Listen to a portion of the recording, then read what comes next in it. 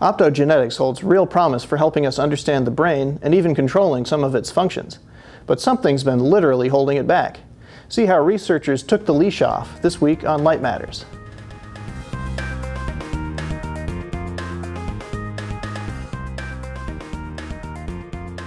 This is Light Matters for August 19th, 2015. I'm your host, James Lowe.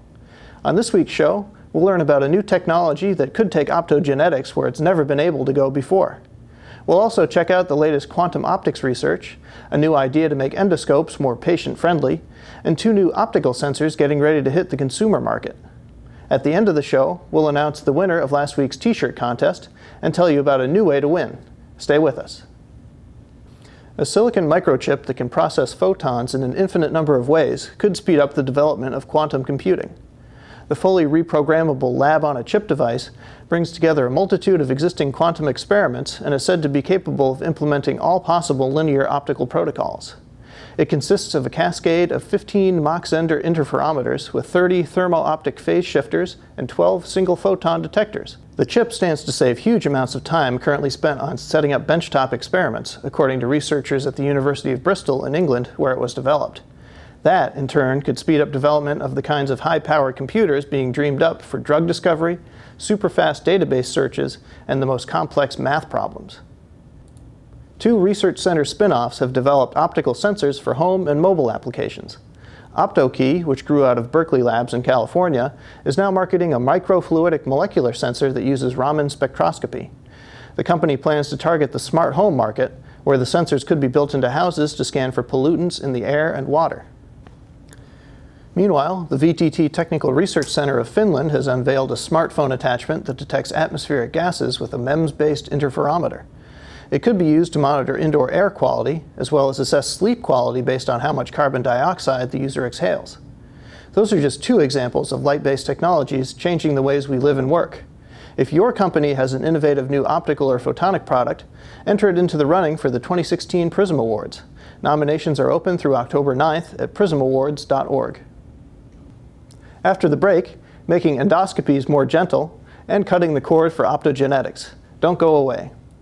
Hello, my name is Mark Nevitt. I'm the Market Development Specialist for Xeon Chemicals, representing a cycloolefin polymer, the trade name of Xenex, Xenor, and Xenor Film. Xenex optical polymer is used in many applications for imaging, such as mobile device camera lens, 3D sensing, gesture recognition, as well as bioscience, life science imaging applications. You can find more information and our contact details on our website at www.xenex.com. Welcome back. No one really wants to go in for a colonoscopy, but the procedure is considered essential for catching colon cancer in its early stages. Next up, biophotonics editor Rod Pedrati tells us how new work with solid adjustable optics could help make the procedure a little less uncomfortable. Although the new device is still in its early stages and has not yet been tested in a clinical setting, it is less bulky than current high magnification endoscopes. The smaller design is enabled by 2 transparent polymer plates, each with a free-form curved surface. And when the plates are perfectly aligned, they behave as one unit, although without any focusing power. But when they're slightly offset, they refract light like a traditional lens. This autofocusing capability allows the device to switch from a wide field of view to a clear, close-up, high-definition view without having to move the endoscope probe. And that's a plus because probe movement is the main cause of patient discomfort during colonoscopies. The device was developed by researchers at the National University of Singapore, and the team's next goal in furthering this technology will be to incorporate multiple tunable lenses into the system. In so doing, the device will not only have adjustable focus, but it will also have full-fledged optical zooming capabilities. Thanks, Rod. Our last story this week is about optogenetics, the use of light-sensitive proteins to control cells in the brain and nervous system. To date, optogenetics experiments have mostly involved mice with fiber optic cables plugged directly into their brains or other body parts to activate neurons modified with the proteins. Because they're connected to a larger external system, the mice can't really move around and behave as they normally would.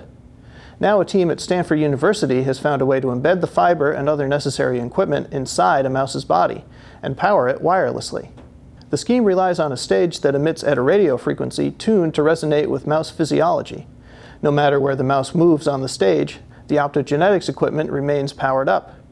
The technology could allow optogenetics researchers to study their subjects in confined spaces and as they interact with other animals, which could help shed light on the emotional and social aspects of brain function. Last week, we invited Twitter users to retweet us for a chance to win a Light Matters t-shirt. Thanks to everyone who participated, but the prize goes to Twitter user URPhysics. This week, we're giving you a chance to win a t-shirt by signing up for the Light Matters Weekly Alert email newsletter. The alert will keep you posted on upcoming Light Matters episodes and other great video content from Photonics Media. Visit photonics.com/subscribe and check Light Matters Weekly Alert. Until then, thanks for watching Light Matters.